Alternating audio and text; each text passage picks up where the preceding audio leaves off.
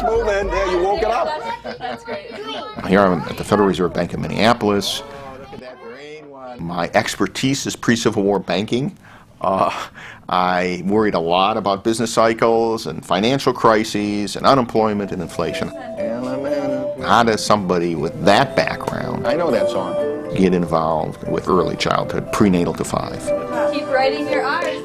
My mom always wanted me to be a movie star, not an economist, so I kind of... Children's experiences during their first 5 years are more consequential than we ever thought. And of all people, not just parents, pediatricians, and teachers, but economists are paying attention.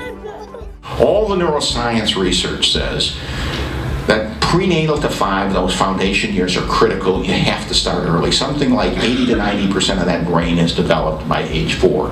And if a child's in a stressful environment, and I want you to equate stress with poverty, that brain doesn't develop right. Policymakers need more than moral arguments.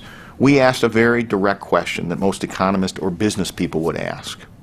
What was the return on the investment? You reduce crime, kids are more successful in school, in jobs, in life. For someone like myself who sort of approached public policy in my years in politics with the same attitude, why are we spending this and what is the return if we do spend here?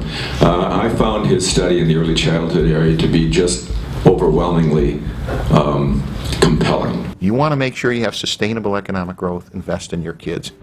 So where's Minnesota going with all this? What's going on here in Minnesota? Why are people looking at us? It's because we're making huge investments in early childhood. Why are we making huge investments in early childhood? It's not just because we have a governor and legislature who are kind of indicating that maybe they are crazy about our kids in Minnesota, which is really cool. But it has everything to do with the advocacy community, to have a provider community, to have a philanthropy community, to have a thought leadership community like we have here in Minnesota. And certainly the two wonderful organizations that have hosted us here today. So I was thinking about this community and what a model it is.